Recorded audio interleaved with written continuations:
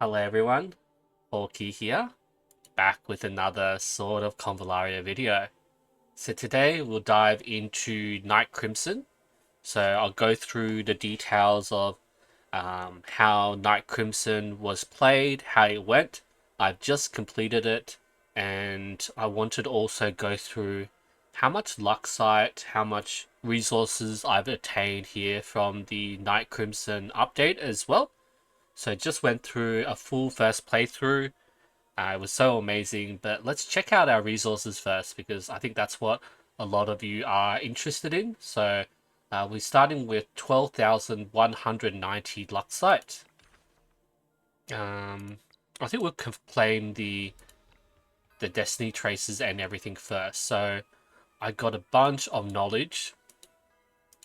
So I started this knowledge initially. I was at 142. And I went all the way up to 164. So that's so much knowledge. Ooh, another flit. That's nice. So we've got 400 Luxites from knowledge. So we'll note that down there. And yeah, a bunch of other resources. We'll go through.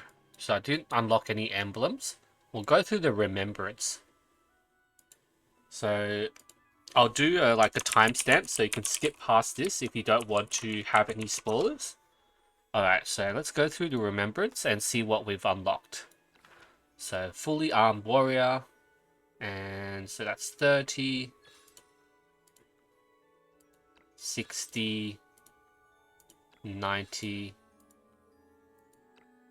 120, 150, 180, 210, 240, 270, 300. Okay, so 300 from the remembrance, 300, and the performance as well. So parting ways, 100, 130, 160. Ooh, why are they all 30s? 160, 190, 220, 250, 280, 310, 340, 370, 400, 430, 460, 490, 620, 650, 680, 710, 740, 770, 800, 830, 860, 890, 920, 950, 980, 1010, 1040, 1070, 1100, 1130, 1160, 1190, 1220, 1250, 1280. Oh wow. Wait, 1280. So 1310, 1340, 1370, 14, 1430, 1430. So 1430 from the performance. Wow, okay, that's a lot of Luxite. And back to our other achievements. So we're going to this one, the quest. So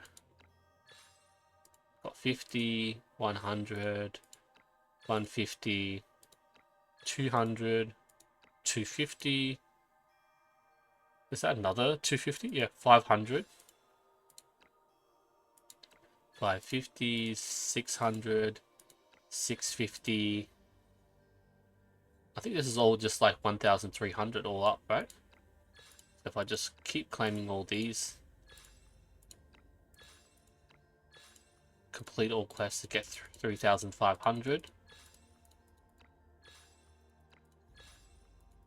And yeah, all these quests were fairly straightforward. You just have to play through the story. You didn't really have to do anything special to complete these quests. And I actually finished the quest before I finished my full run. So that was around like I think it was chapter 5. That was at the end. And yeah, it's there we go. That's all of this, all completed. 3,500 Luxite. And yeah, we get to claim all these bonus resources. Time limited parts, keys, engraving, cube, cat, cloak. Okay. Not too bad. And that completes it all. So there we go. The Spiral of Destiny's Night Crimson update. All completed. And then there's these season rewards. So this is just furniture. So log in 2 days. And yeah, that's all there for now. So yeah, we started with 12,190 Luxite. And now we're at 17,720. So that was amazing. So we're getting like a total of what? 4,810 Luxite. That's the difference. So yeah, that's a really, really big amount of Luxite. So yeah. So back into the review of Night Crimson. So the Night Crimson update, so for Night Crimson, this is very different from the usual Spiral of Destinies that we have played through, whether it is the 1.0 or the 2.0 Sandmaid scales. So Night Crimson in itself, it's similar to a self-contained JRPG, turn-based JRPG. So all the units that you get, Sophia, Rawia, Ellis, Heath, Malik, Cole, these are the only units that you'll get to use in the game. This is your team and it doesn't change. The storyline is basically linear. There's no like branching storylines. Your choices doesn't really affect anything in the game. It just, you're basically there to play through, enjoy the story from the beginning to the end. There are some choices here. So for those who are familiar with sort of Convallaria, you know, we do have the multiple skills. We have our base skill, our reaction skill, and then 3 other skills. We do get equipment, which is, I did play through both the Taiwan and the our global version, and the equipment seemed to be pretty fixed. I don't think there's really any RNG for the equipment that you get. What's also new here is we do have a thing called personal items, and these personal items, they give you different special effects, which makes your character stronger, or in some cases it can be kind of broken as well. So like 50% when launching assisting or assisting revenge, increases HP, immune to burning tiles, melee attacks knocked back by 1, all attributes by 8%. And yeah, it's just a lot of extra abilities, extra mechanics in the game. And if I were to go back here, so we also have a thing called battle training. So this is where you actually learn the skills. So similar to the skill tree in our main game, you choose one out of the 2 skills at various levels, but you get a lot of this special training ticket, which is essentially Castelia, and you can learn the other skill. You can mix and match between the skills that you want, and that would help you really beat the stages. And there's multiple ways to beat the stages as well. When you go through the game, you do eventually hit until around the 55 mark. So that is something that does happen when you finish the game. And yeah, there's really a lot of cool skills, a lot of different skills they have, and yeah, you can pretty much learn whichever skill you want, because you do get a lot of these special training tickets. Like, I'm already at 10. I haven't raised any of the other set of skills yet. And yeah, it's a comfortable amount for us to play with different skills and setups. And it's the same for all the other units as well, either core, etc. So one thing that is quite special in this mode is this thing called Tactical Study. So what this Tactical Study is, we have our usual tactical skills that we see in our game, but there's also these skills called the breach tactics. So the breach tactics are basically skills that you can do before the start of battle, which affects the battle a lot. So, for example, one of my favorite ones is this fighting foam, and it clears all special tile effects. It clears burning, clears frost tiles, gathers all your enemies and items together, and deal 30% piercing damage. And what I really love about this is, so you can see me using the firefighting foam. This was near the very start of my Night Crimson journey. It was about like an hour through the story. And look, when I group up all these units, I'm also grouping up the explosive barrels. So when I apply this foam, the barrels explode as well. And yeah, this is before the round starts. So yeah, there's a lot of different tactics, and yeah, it's just fun blowing up all your enemy units before the battle starts. And that's what some of the maps, the gameplay is based around. Like this one, you can teleport your allies to any location, 8 tiles, so huge range. Flashbang, they do it a lot in the tutorial stage, so it shows you how to get rid of like alert skills, because a lot of enemies do have alert skills and everything. So that's a brief rundown of the breach tactics, and yeah, we'll just get our standard tactical skills as well. I'm pretty fond of Invincible Hero because I did try and play most of the game on auto, and one of my units that was not supposed to die, like if it dies, I failed a stage, I backtrack a bit and throw down Invincible Hero to make sure they survive that stage. And you also have a thing called the clue board, and basically when you progress through the story, you do collect a bunch of clues, which basically shows you how the storyline does progress through the game. And basically there's only certain links you can do. So because it is a linear gameplay, when you get the clues and then you can find the clues can be linked together, you link them and you move on with the storyline. And the map shows Wave Run City. You got your designated locations, security station where you usually do all the work and work through the cases, dormitory. Actually, let's go through them. So security station. So pretty straightforward office sort of setup. We have the tactical study, the clue board, Layla's favor, which is basically get you rewards when we clear through each of the chapters. Battle training, this is where you level up the skills. Nice balcony with some cats and birds. We also have our dormitory. This is where Sophia does a bit of cooking. Don't worry, her food's edible, unlike Ruiz.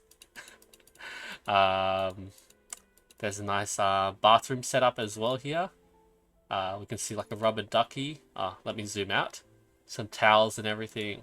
No bathroom scenes. Spoil it. There's our bunk bed. That crooked mattress sheet does get me. That's where Rawia sleeps, if you guys want to know. Yeah, like every night they do go and have a chat in their bed, so that's very, very nice there.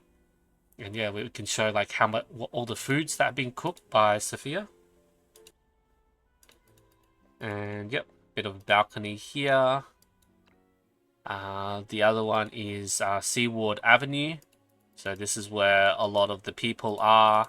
They also have shops where they can sell you like training tickets. I never really touched or bought anything from the shop when I was playing through the game. So things might be a bit different there for you. And there's many things that you can explore, like, you know, Fishman Sculpture, Bizarre Speculations. And then, yeah, it does give you really nice abilities to energy at the start. And your damage does increase. Man, I think that would have been really useful for myself. New Flag of Area. Increase HP by 30 when dying. What was that? Piercing damage equal to 200% of the character's HP. So, bit of situational skills. And this is the weapon. Oh, Spring Pill. Is this like same as ours? Yeah, I think that's about the same. And Arrogant Hammer. Sold by a pawn shop. Okay. Healthy. Additional recovers 1 energy. Gives you 1 buff. Yeah, I probably should have explored the shop a bit more and checked up on what items there is in the shop. But I just felt like I didn't really need anything. Oh, look at that dog. Anything to really help me progress through the gameplay. And yeah, the story does lead you into like saying what's available and like what to go next. You know, there's a bunch of icons to click at. There's the dots that you should check out. And yeah, there's some battles that you can go into there. So tournaments that you can do to defeat enemies. And there's the tavern here. There's not much to this tavern either. Fairly small, fairly straightforward. You don't really go upstairs much here. But there is this nice upstairs section. And I don't know why this guy's sitting at the end. And there's this lady here as well. And you can go to her to go through to the training room or the chess room. And basically what that is, it's like a EXP grinding map. You can pretty much order your way through it. And it's just a way to sort of power level your characters. I don't think it's really required, but some of the stages might be a bit difficult. Especially the tournament stages where the enemies are usually higher level than you as well. Like this is 41 and my units are only like 36 here. So it's going to be a bit tough to beat that, but it's still achievable there. And then at the end of the day, once you've completed everything, you click on the bottom right, goes to off duty, and then goes to night, goes to day, and yeah, it's just a bit of a cycle. It just skips to the next day and everything. And yeah, I think this is just amazing game mode. Like essentially this is it's yeah, it's a it's like a self-sufficient JRPG. It's like everything's all condensed in one story. It's like there's nothing related to the actual sort of Convallaria game. Like, you know, you do get resources, the characters are linked, but like the gameplay is like it's its own separate world. You can't bring your Elysium characters into this. The characters and everything that you get from this doesn't affect your actual game. And yeah, I think it's just a really, really epic story. And it did take me quite a while to go through it. The total playtime for me, I did go and play this all live on stream. It took a total of, let's say it's around 12 hours to go through everything. And keep in mind, I was like reading through everything and like checking all the tidbits out in the game. So If you decide to skip parts of the story or skip parts of like the conversation during battle, or you don't bother checking all the people like talking here and there, it can take a bit shorter for you to progress through. And that's it. That's Night Crimson. Best friends never part. I'll say it's just such an amazing story, but it is like a once-off thing.